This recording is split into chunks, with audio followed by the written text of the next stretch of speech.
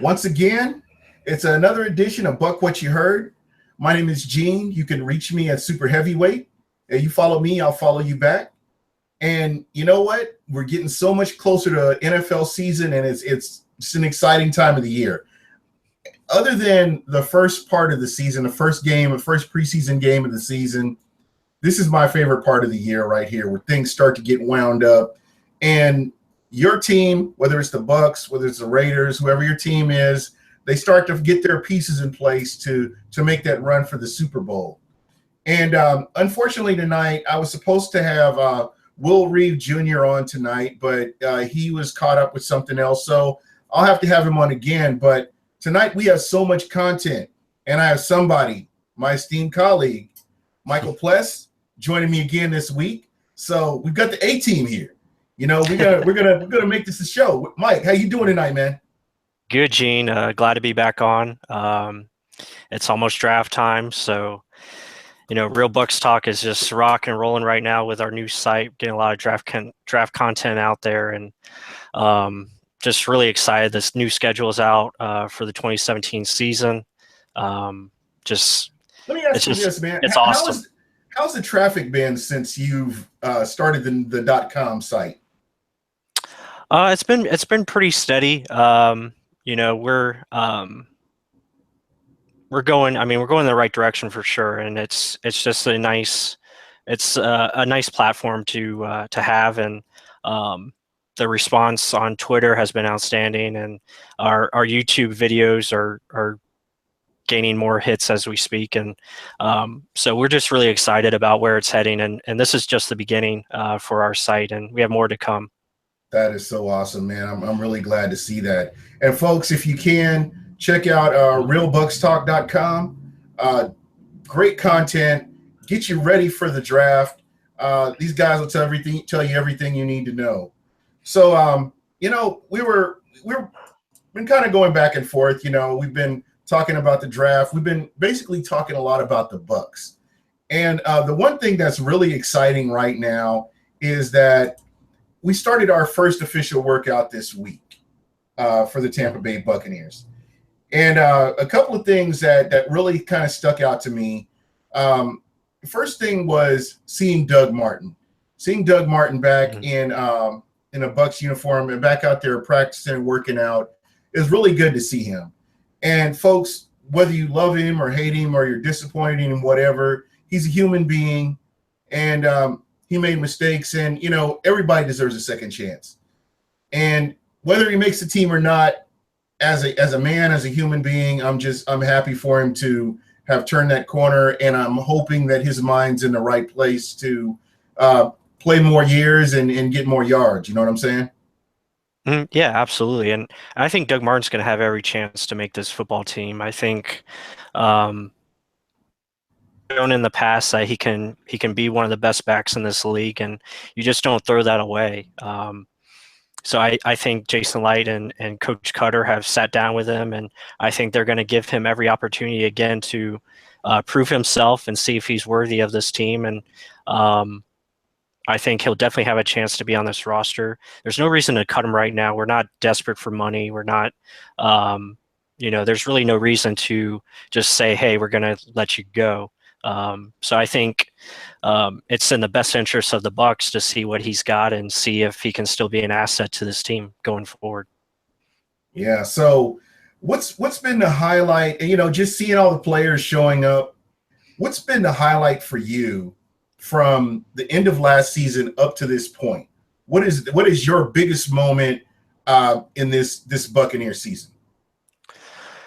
Well, man, there's a lot, but I gotta say that stability, for one, is probably the best thing right now for this team. Just to have Mike Smith coming back, you have pretty much the whole defensive roster returning to the team, which is awesome to see. The offense is intact from last year, so just to have that overall stability from head coach, you have the same GM, you got your defense coordinator in place, pretty much the whole staff is back. And then obviously adding, a Deshaun Jackson to this team, adding a Chris Baker. So just overall consistency and continuity, I think, is going to be a big thing. And I think you got to think that this team was a playoff team before we even added a Deshaun Jackson or a Chris Baker. This team was really close last year, 9-7, one game away from making the playoffs. So, with that being said, I think the sky's the limit for this team going forward, and it's really exciting to be a Bucs fan right now. Yeah, absolutely. And I probably should have answered first because you kind of stole my thunder. As we think alike. As we look back over the past decade, the one thing you can see is there was no consistency. Mm-hmm. And another thing that really comes to mind was a lack of veteran leadership. You really never saw anybody that took the reins and said, hey, this is my team. This is what we're going to do. This is the direction we're going. They were, that's a Bucs team they were rudderless. They were just in the water, and whatever happened just kind of happened. Mm-hmm. And, that kind of leads me into the next part of this. And, before I go any further, I'm right there with you. I felt the same way. Coaching is huge. And if you're a Bucs fan and somebody tells you that coaching doesn't matter, you have my permission to smack them upside the head, because we've seen from top to bottom how important leadership is, from the general manager all the way down to the towel boy, how important leadership is for an organization to succeed. And we're seeing that with Jason Light, the moves that Jason Light is making, realizing, hey, we made a mistake with this right here. I'm not afraid to move on. I'm not afraid to say, hey, I made a mistake. Let's write this and let's get on with getting to the playoffs. And that's kind of refreshing to see that, and seeing a general manager that's forthcoming enough to say, hey, I made a mistake here. Let's fix this and let's move on. And that's kind of, what we're seeing with the Jason Light. So like you, top to bottom, I think that they're continually improving, and this Buccaneers team is trending in the right direction. Yeah. So, it kind of leads me, I was talking about Doug Martin showing up on the field. There's an interesting comment made by Gerald McCoy. And I definitely want to get your take on this, because you've seen Gerald McCoy from the time he arrived in Tampa up to the present time. We've seen what he's done, seen the multiple Pro Bowl appearances that he's made. We've seen the comparisons that have been made as well.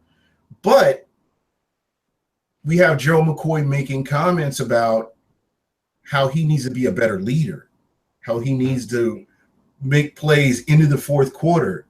And it's kind of, to me, it was refreshing. For some people, in this, it goes all across the board. I've heard people talk about, well, what took you so long? Why did it take you so long to come up with this? And again, it kind of goes back to what I was talking about with veteran leadership. And, you can say what you want to about a team, but if somebody is a rookie, they come into a team, no veteran leadership whatsoever. So you learn as you go. You pick things up. You learn the best way you can. You don't have anybody really directing you but yourself.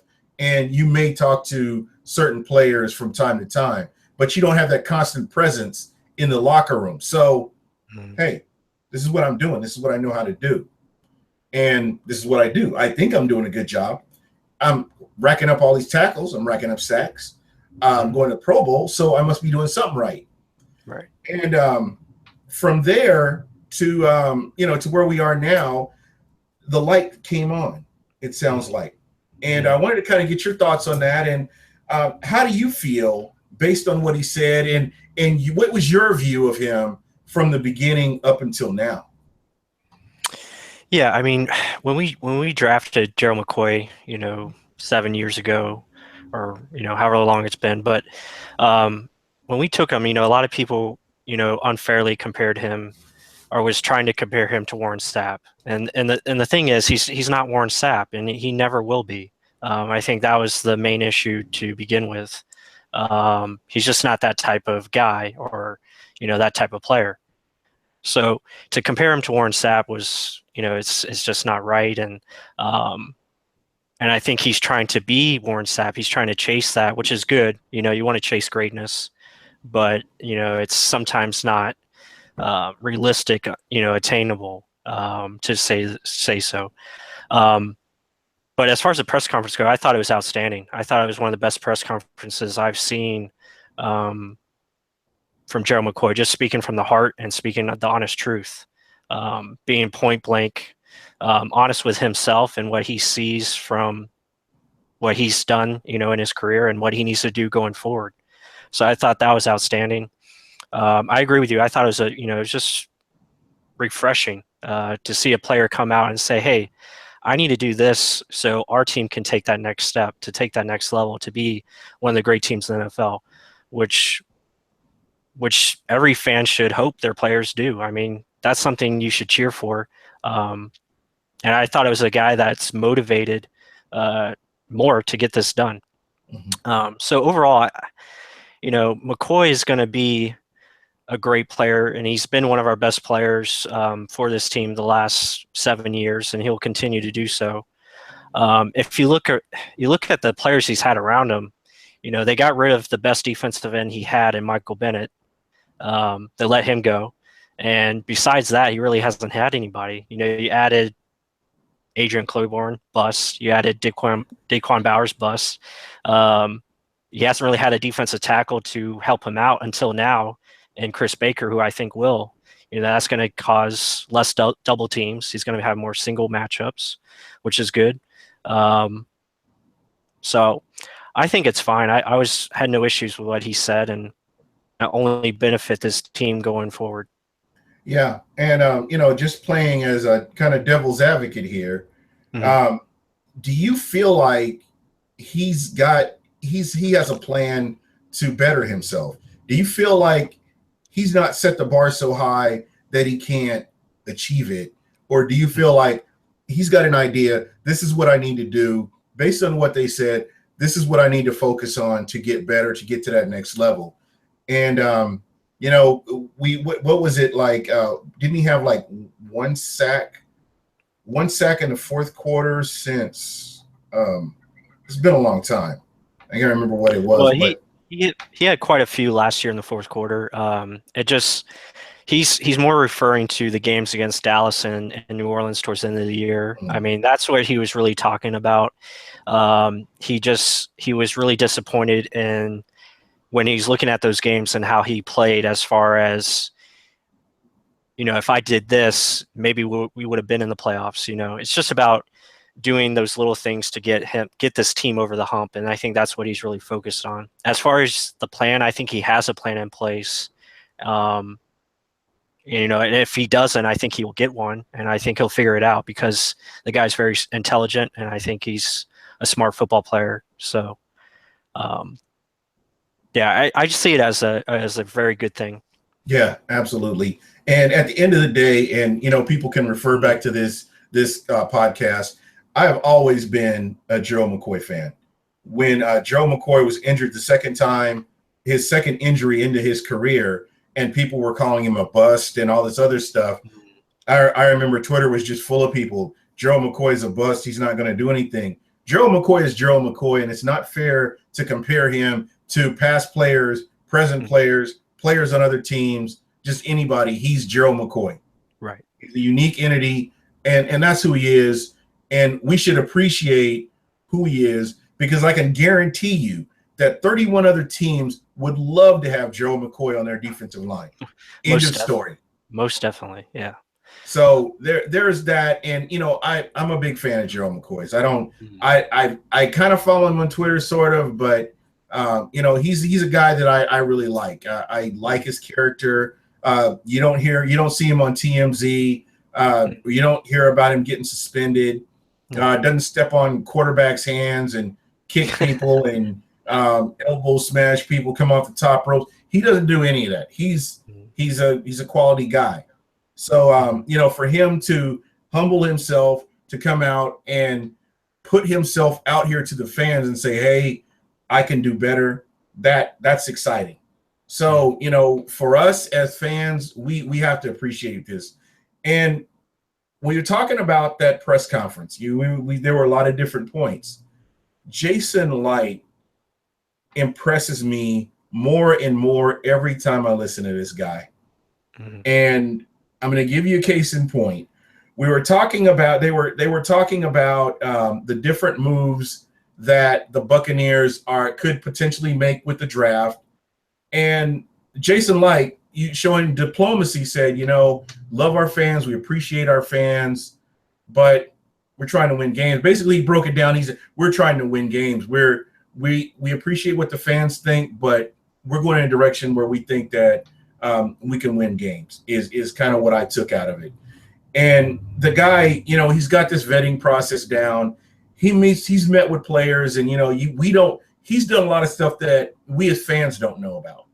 Mm-hmm. And I think that, this draft is going to put him in a position where fans have to trust him moving forward as he makes moves in free agency and in the draft, because this would be the second season where he has full autonomy to do whatever he needs to do, where he's not splitting that with the Lovie Smith or he's getting input, but it's his decision.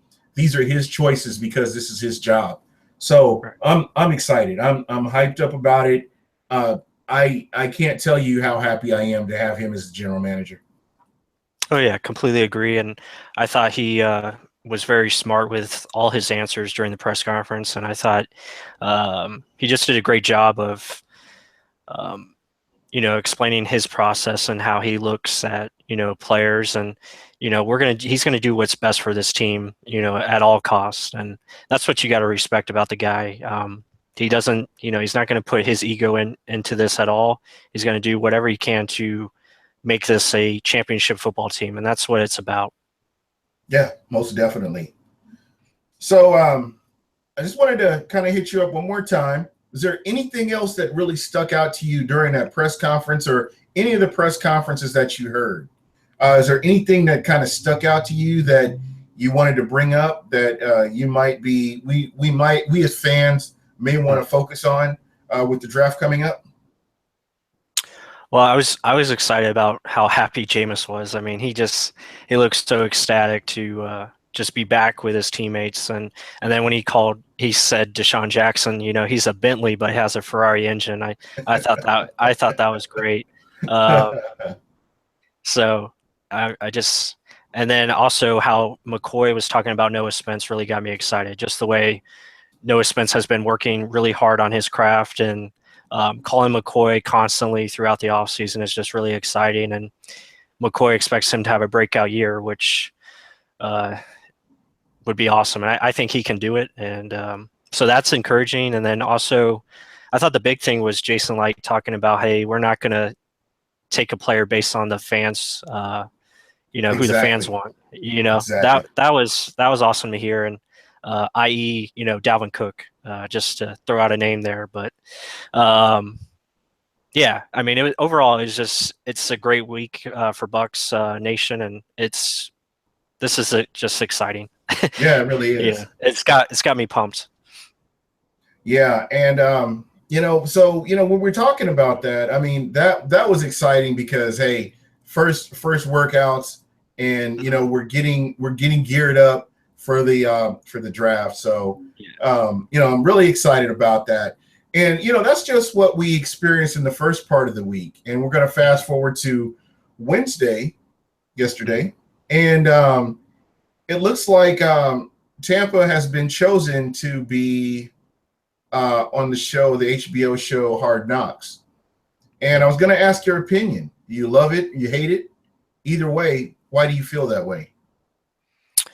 I'm okay with it. I want to say I love it. I think it's a good thing. I think it's a good thing for this team as far as building a brand and building our recognition and showing the national audience what this team is really about.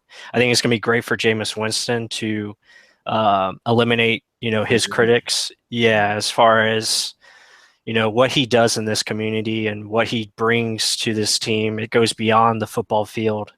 And I think overall it'll be good. I don't think it's going to be a distraction. I just think the guys we have in the room are really going to do a great job of eliminating that. Plus, you have experience from Coach Cutter and Mike Smith, who have been on the show before. So I think overall it's going to be a good thing. So yeah, I'll leave it at that. I think it's going to be good. All right. Well, I'm kind of warming up to it. In the beginning, I didn't want it, and more or less, I didn't want to see any distractions for this team. I wanted this team to come in business as usual. Let's get it, and let's get more wins than we got last year. Let's get to the playoffs. That kind of mindset. And the nice thing about and you heard me talk about it, which is kind of been going to be a trend here throughout the podcast tonight, is veteran leadership. We've got players. and this is the irony of Hard Knocks. Last time Mike Smith and Dirk Cutter were on Hard Knocks, their roles were reversed. One was a coordinator, the other one was the head coach. Now, one's a coordinator and the other's a head coach. So it's pretty hype, man. Here we go. We're really getting into that part of the season where we're going to see these kids that have never had this kind of exposure. You've got like 5 players, I think. What did they say? 4 or 5 players that have been on Hard Knocks for other teams. Is that right? I believe so. Yeah, I think you're right on that. Okay. Yeah. And the cool thing about that is these guys have been there, so they know what's going on. I don't think character will be an issue throughout Hard Knocks. I think we have a great group of guys here, and I think that it's just going to benefit. I think a lot of fans that don't have teams are going to fall in love with Tampa when they see what they do, and winning cures a multitude of sins. So you're going to have people that are going to jump on board, as Tampa starts winning more and more games. So that's something else to really be excited about is the fact that they are on Hard Knocks. And I've totally changed my stance, folks. I'm allowed to do that. I've changed my stance, and I'm actually all in for Hard Knocks. This will actually be the first time I've actually watched an episode of Hard Knocks with the Tampa Bay Buccaneers. It's one of my, I guess, one of the sins that I've committed. I've never watched it. I'm not a big reality TV person, so it's not one of those things that I'm really looking forward to checking out. But with the Tampa Bay Buccaneers and being supportive, that's what you kind of have to do. So you're good with Hard Knocks. You think that that's I think they'll be fine. I think they're going to embrace it. I think the leadership, Dirk Cutter's going to have this team focused. So I don't think it's going to affect us as far as the season goes. A lot of critics have saying, oh well, the teams that go on Hard Knocks don't do well in the regular season, but you also have to look at the teams they selected. Most of those teams were either on the downside of their current ride, as far as the team goes. You look at this team. This team's on the rise. So this team's a team that is just getting started, and a team that's going to start winning and build a winning trend. Take the Rams, and you look at the Texans. I think the Texans won the division when they were on it, but just certain teams that they pick that just they weren't cut out to have a good season. And I think this team is built to win this year. So I think that's going to be the difference. And I don't think it's going to be a distraction at all. Yeah, excellent. That's a great point. So, again, I'm all on board with that. So the one thing that I really wanted to touch on tonight, and that I'm really excited about to finally have it, is the 2017 schedule for this year. So, just looking at the schedule, I think the Tampa Bay Buccaneers, there are going to be some really good games. As a football fan, not just a Bucs fan, but a football fan, there are a lot of games that I'm really interested in seeing. The Miami Dolphins, who they're an up-and-coming team, and they're starting to win and win the right way. And seeing them on September 10th, that would be a good game. The Giants is another game that kind of sticks out to me with the introduction of Brandon Marshall and Odell Beckham Jr. just kind of seeing what your defense is really made of going up against an offense like this. And of course, the world champion New England Patriots. Definitely another good game that will definitely be worth watching. As you look at this list, who or where do you see what do you see as the ideal place to which game would you really be interested in looking at? Uh, I mean, I really like how after the bye week, I mean, that final 6 games is very interesting. I think that's going to really shape how our season goes, and um, that Monday night game against Atlanta, that could be very important, and that's what I like to see, and that has my attention for sure. That Atlanta Monday night game, that's going to be a big one. Yeah, and the trickiest part of this whole schedule is the last 3 games are all division games. Hmm. All division games. That could be a deal breaker right there. I mean, when you play a team twice a year and you continually play them twice a year, it just you just don't know what team is going to show up, and they know you as well as you know yourself. So what you have is the makings of something really interesting there at the end of the season. I think that they've made for some compelling drama at the end of the season. What are your thoughts? Yeah, definitely. And if you look at the schedule, we don't play a division game till week 8, which is pretty interesting. I think it's going to be key for the Bucks to get off to a fast start, just to if they want to separate themselves, and if they can get off to a fast start, they have the ability to pretty much control their own destiny, which is pretty nice to have. So I thought that was interesting. We don't play a division game till week 8, but yeah, definitely those last 3 games. I mean, that's probably going to decide the division, whether we're, winners or even if we're in the playoffs. I mean, it's going to be interesting. Yeah. Hey, Eric Moreno, who's actually watching the show. What's up, Eric? He was asking for your thoughts on the first 2 games at Miami and week 2 at home versus the Bears. What are your thoughts on those games? I mean, it's going to be, it's still too early. I mean, there's a long way to go till the season starts, but I mean, Miami is definitely a team on the rise. They made the playoffs last year. Um, so I think it's definitely going to be good for the Bucks to start on the road again and face a team that is kind of in a similar situation as we are. A team that's kind of on the up, and it's gonna be a good game. I think that's a good test for us, especially on the defensive side of the ball, and then as far as Chicago, that's probably a game we need to win. I Yeah. mean, we gotta take care of business at home, and that's been one of our problems the last couple of years. We need to start establishing home field advantage, and it's going to be interesting. I mean, hopefully we get to see Mike Glennon against Jameis Winston. Yeah. And, That's and going to be a think, fun matchup. So yeah. And think yeah. about this number 1 versus number 2, Donkey Kong Mm. Sue versus Gerald McCoy. And, Yeah, it's been a yeah, while definitely. since those two have faced each other. And, there's that scenario right there for the Miami game. So Hmm. it's definitely going to be a good game. I'm looking forward to it. I think this is a pretty competitive schedule Hmm. um, based on where everybody is. I mean, when you think about the Vikings, we have to, again, it's just basically where this is sports talk, fan Hmm. talk right now. I mean, you can't put anything set in stone.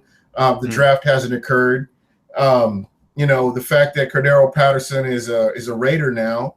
Hmm. Uh, who do they have on offense? I mean, do they have the firepower that they had this last season to make some moves? Do they grab somebody in the draft?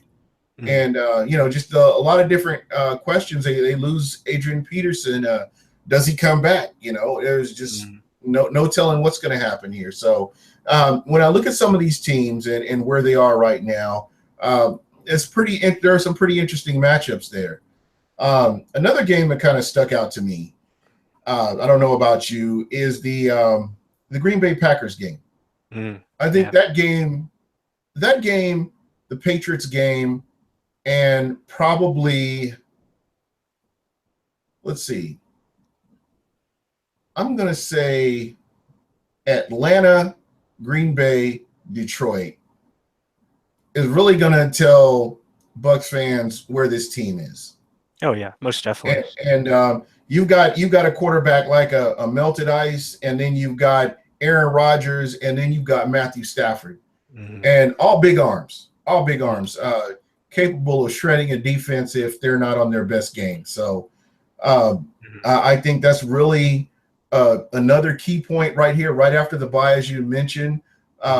You've got those games there. Then you have Atlanta. Then you have the Panthers and the Saints, and in division games. That's a pretty hefty schedule right there as I look at it.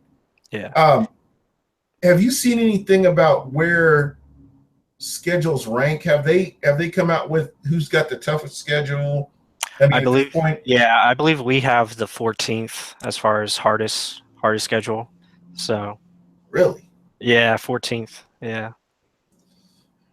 As far as strength of schedule, yeah. Yeah, I'm just kind of looking at this, and that's what I've been told. I'm not sure if that's accurate, but yeah, the Cardinals game, Bills, Panthers, yeah. Panthers could go either way. The Jets, yeah, I don't know. I really don't. What are they saying? Is half and half or something like that? I guess I don't know. Yeah. Yeah. But at the end of the day, the Tampa Bay Buccaneers have to go out and win these games. That's what it all comes down to. Do you win these games? And so for me, I think it's important for us as fans to be as supportive as we can. I'm going to make sure that I'm doing my part, going to games, spending my hard-earned money on a team that I love. So I'm definitely going to be doing that and getting that out there. So I'm not, and right now, before I used to really get into how many games you think we're going to win, but that's just so unrealistic at this point in time when you don't even Sunday. Exactly. And considering we don't even know as fans who's going to get drafted next week. We have no idea. We have no clue. Exactly. Yeah. So and you don't know who's going to start up week 1. Injuries play a part. Oh, absolutely. Yeah. So you don't know who's going to be available.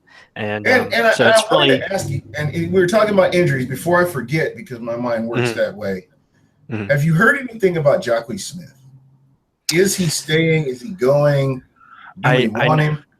Yeah, I know he's working out with a team. I believe tomorrow is actually his last day to sign his restricted tender. So I'm not sure what happens after that if he doesn't sign it. But yeah, so I mean, it's an interesting thing to follow for sure. I think he'll be back on the team. At least he'll be through training camp and stuff.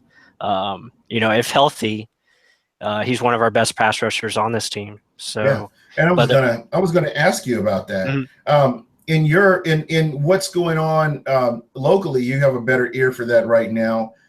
Have you heard how did he heal? How was his rehab? Have we heard anything? Is he 100%?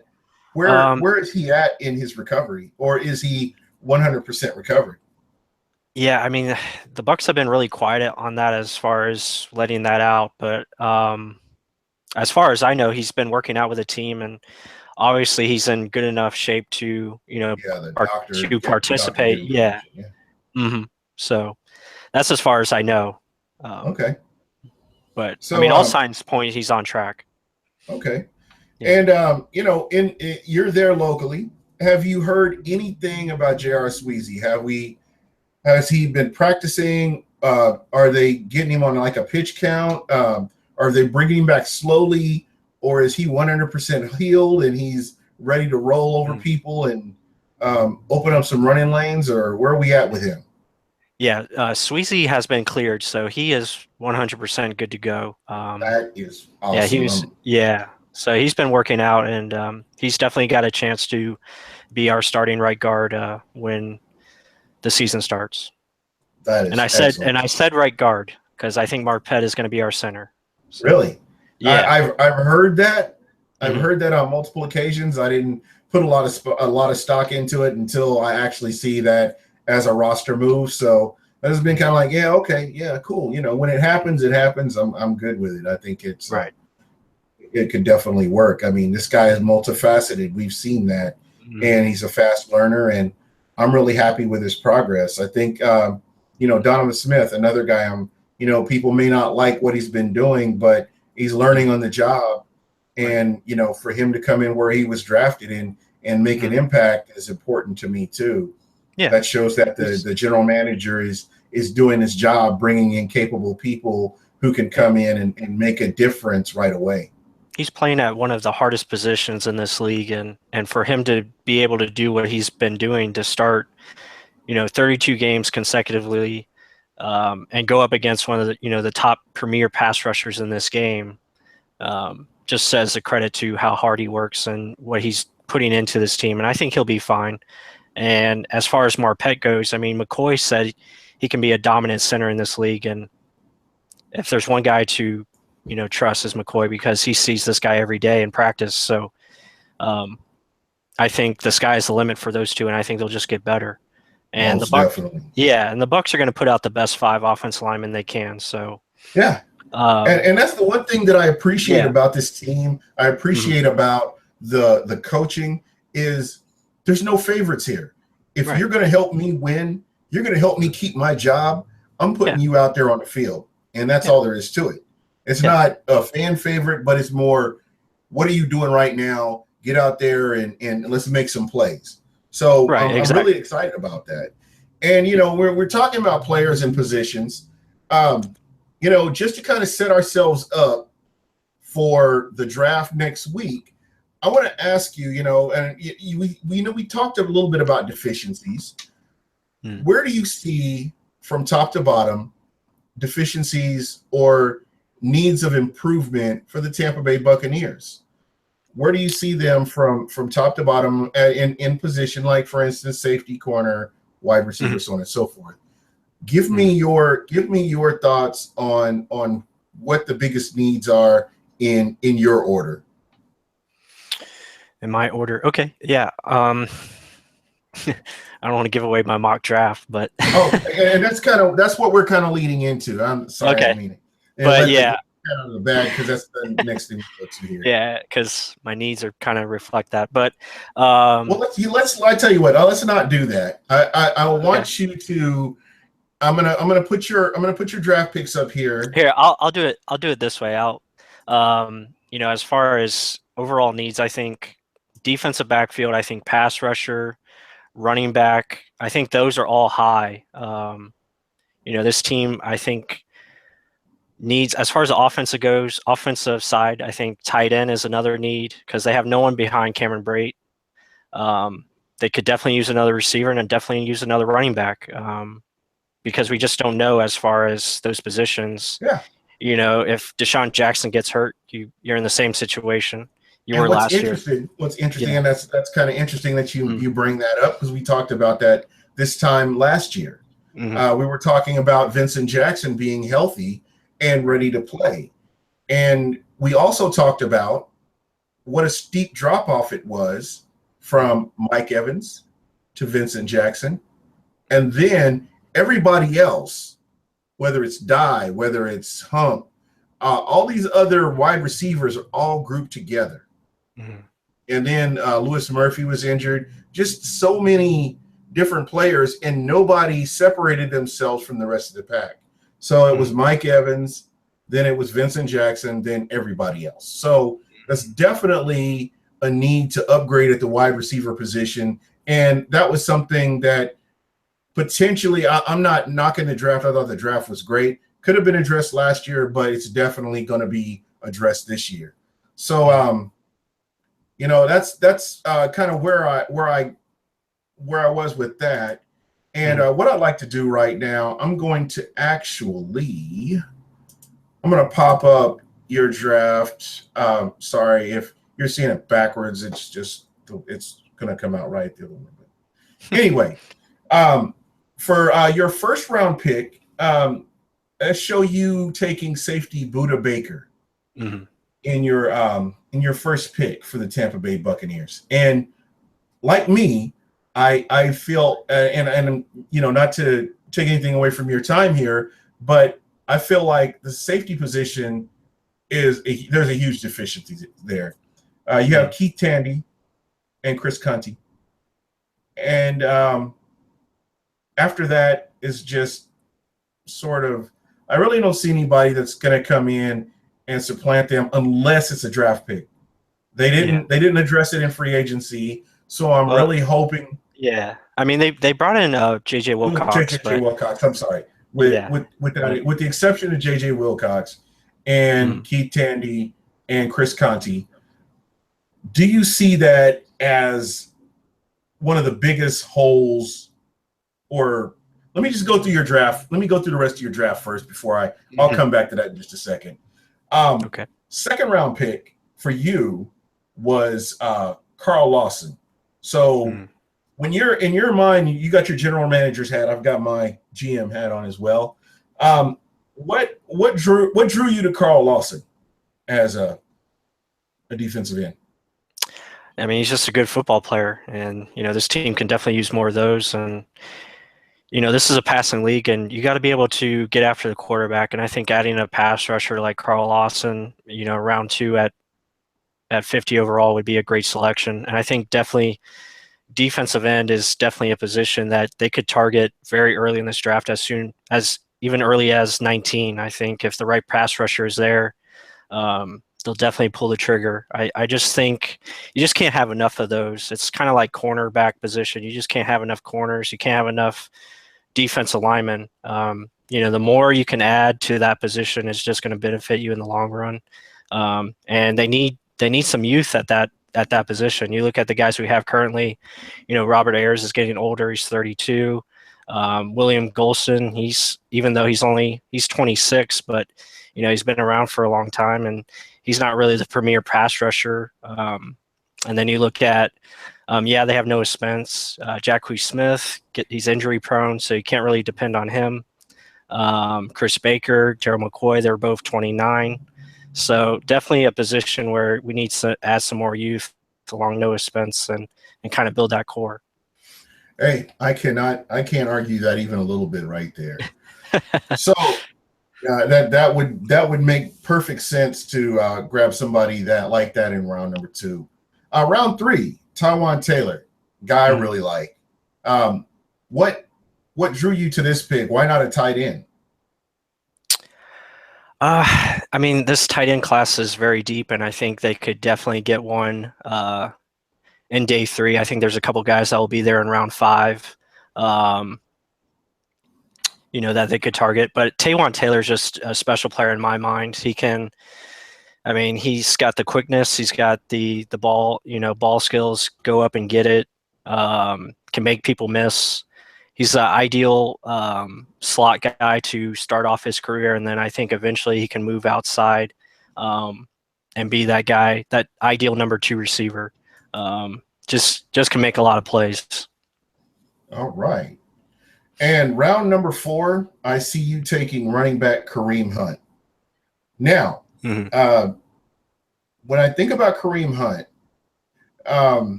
is he a 3-down back? Would you say he's a 3-down back? Yeah, I believe so. I think he's one of the most underrated players in this draft. I think, I get a lot of heat for this because I talk him up a lot on Twitter, and people say, oh, he's slow. Oh, he can't do this. He doesn't have that home run ability. And I look at his tape, and I mean, the guy just makes plays, and he's got great balance, vision, pretty much everything you look for in a running back. He reminds all the boxes. Yeah, exactly. And to get him in round 4, which I think he could be there just because of his 40 time, and he does have a little, so that's kind of a concern. But just consistent player, and to get a guy of that kind of production in round 4, I think that'd be kind of icing on the cake. And he's just a football player, and he makes plays, and that's why I like him. Well, there you go. I like your draft. So basically, what you're seeing, and we both see the same thing, is a safety is a must. As we're looking at the draft, and I realize this is a deep draft, but it's not every day you can grab a Buda Baker. So I'm totally 100% with you on that pick. The defensive end, Carl Lawson, I have concerns with the tight end position because we saw what happened at the end of the season with Cameron Brate going down. And the steep drop off is the same as the wide receiver position in my mind. And yeah, I love your picks. And we definitely want to start injecting youth into this defensive line. But one thing that concerns me is that, we want to make sure we have enough weapons for Jameis Winston. And at the tight end position, outside of Cameron Brate, now that we've lost Austin Seferian-Jenkins last year, there's kind of a drop off in the tight end position. So that might be somebody that I would probably go after in the first 3 rounds. But again, you make a valid point with that defensive end selection in Carl Lawson. I have seen some of the tape on this kid, and he's a playmaker. He makes plays, and that's what he does. He's a football player. He's not a position player. He's a football player, which is what you really need on your team in order to get over the hump to get to the next area. Yeah. So and let me say this, Gene. I mean, in rounds 2 through 4, I mean, those picks could easily be changed as far as position, because this draft is so there's so many scenarios that could play out. Certain players could end up being available at 50 or 84 or 118. So this could change. You could see round 2 if a guy like let's say Chris Godwin, or maybe a running back they didn't think was there, or even a tight end that falls. I mean, definitely they could go that way. I mean, this draft is deep at pretty much every need that the Bucs are looking at. So that's a good thing. Yeah, it really is. And again, I'm not critiquing what you're doing. I'm just as I'm looking at this, and you'll kind of see where my picks. I'll do mine next. But these are real solid. These are rock solid picks. These are guys that automatically upgrade your team on the offensive and defensive side of the ball. So these are excellent picks. So for me, I basically I'm sort of on your page, and I'm still torn between Jabril Peppers and Buda Baker. I like both of them. I know you like one slightly better than the other. I like them. I would not be upset if we ended up with a safety in the first round. I would not be upset. So we're basically on the same page here. I kind of went cornerback round 2 with Tre'Davious White. He's somebody that we talked about him even before we got to this point in the draft. He's somebody that I've always kind of liked. So that's somebody that I thought that would fit the scheme, and they would be able to come in and learn from Brent Grimes and Vernon Hargraves, and be able to eventually fit in and help this team win some games. My round 3 pick was Jordan Leggett, and he's a guy that I felt, and I could have gone tight end with the first pick, and just hope that top tier safety would have been out there. I just was I knew that was a position where Tampa is really hurting at, and we need somebody who can block as well as pass catch and stretch the field. Like stretching the field is huge too, like a Cameron Brate. But with Jordan Leggett, he's a great blocker, great route runner, and I felt like he would be an ideal fit for the Tampa Bay Buccaneers. So it's kind of why I went with that pick right there. Round 4, a guy that's on everybody's minds, and the more I keep hearing his name, the more I look on Twitter, the more I look on NFL.com. He's not going to be available after the 3rd round. I don't see it. I would be shocked to death if Joe Mixon is available in the 4th round. So this was based on a couple of picks I did. I've done some of the they have sports. Goodness, I just drew a loss. Um, you can go through and make your picks. You can be the GM and do your picks and see how it turns out for you. And basically, what I did was I went by NFL needs, and I coupled that with the draft board that a GM might be looking at. And I know it's just kind of a what I don't say synthetic, but it just kind of gives you an idea if this player's gone, who do you pick next? And that's kind of where I came up with these picks right here. And I know you don't agree with it. It's not realistic, but it's about as close as we can get as far as going through picks. So with me, I like Joe Mixon. I think Joe Mixon has first round ability.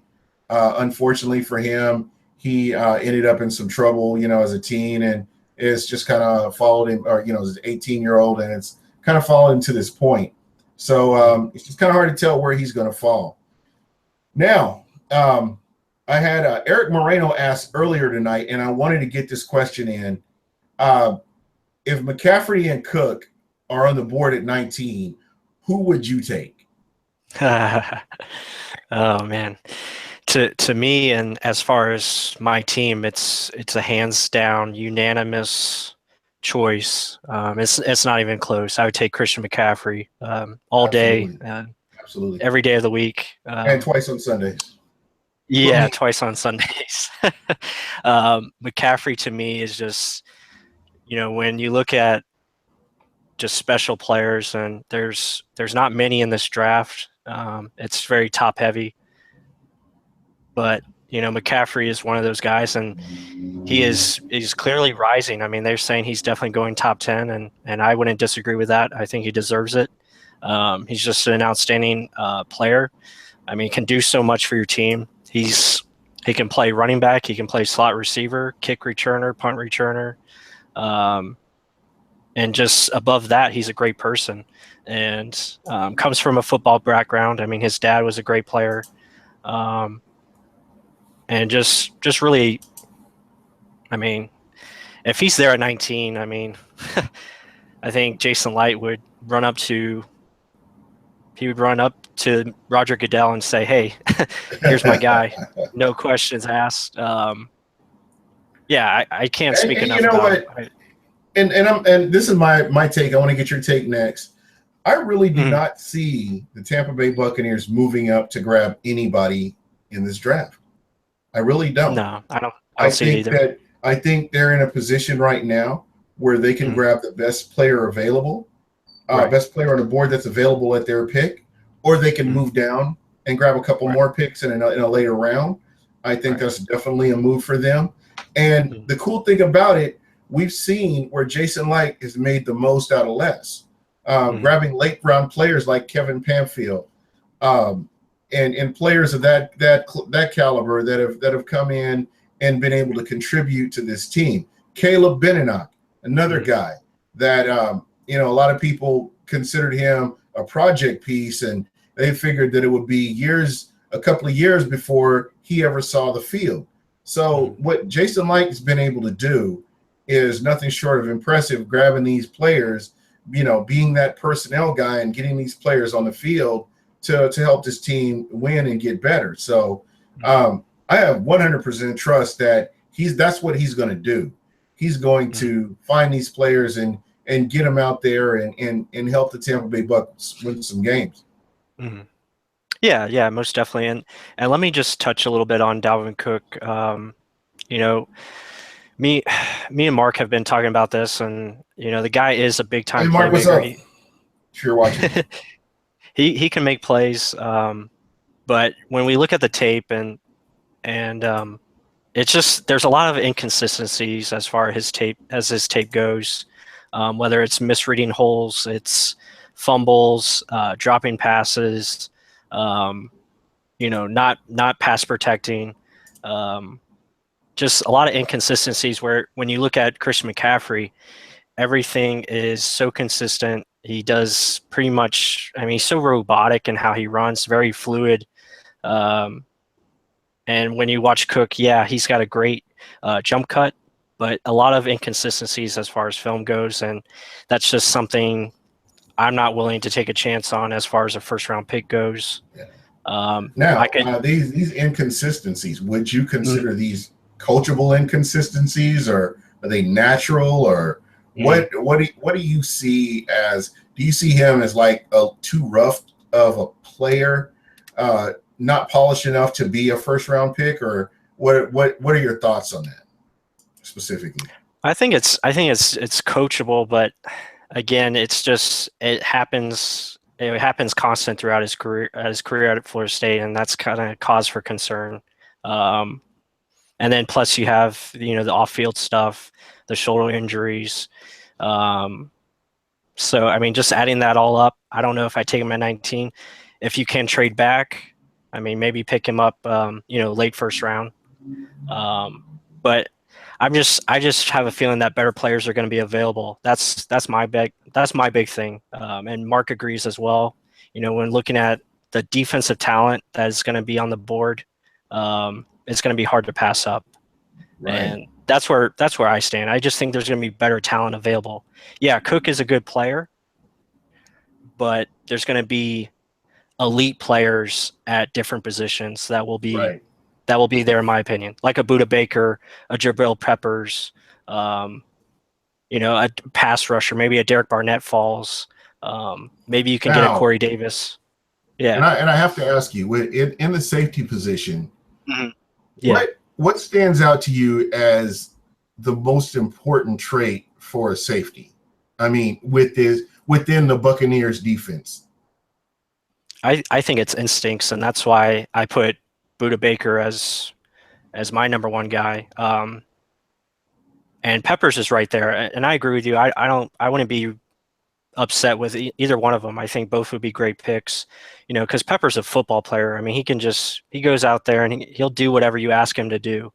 Um, but when I watch Baker on tape, I mean, just his natural He's so instinct. fluid. Yeah, He is so fluid watching his him. nat, yeah, his natural instincts, and he just reminds me. This is probably too high of a praise, but he he reminds me of Rondé Barber. I mean, just the way he's always around the ball. Um, his ability to play slot corner, um, to play safety, to play deep middle safety. And he'd be an ideal fit in this scheme because we play a lot of single high safety.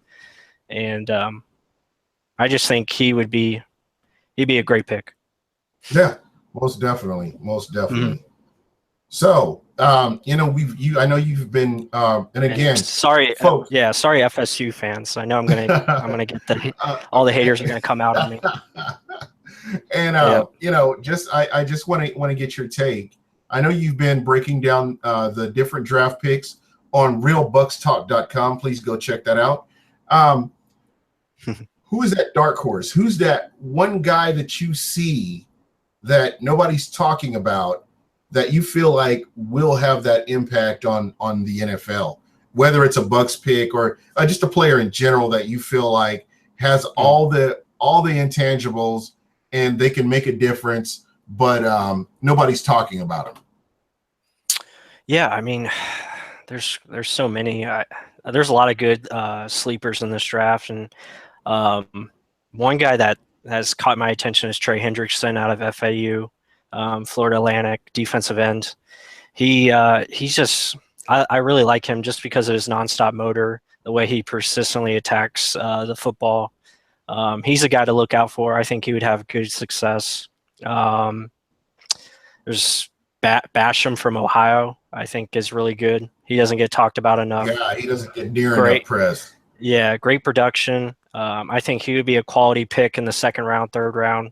And and I have to ask you about Yeah. that particular player, Mm. Ohio State guy. I would think that he would be Well, on he's from everybody's Ohio. right. I'm He's sorry. from Ohio. He's from Ohio. Okay, Ohio. Okay. Yeah, Well, Ohio there you University. go. I'm Yeah. sorry. I'm thinking Ohio State for some reason.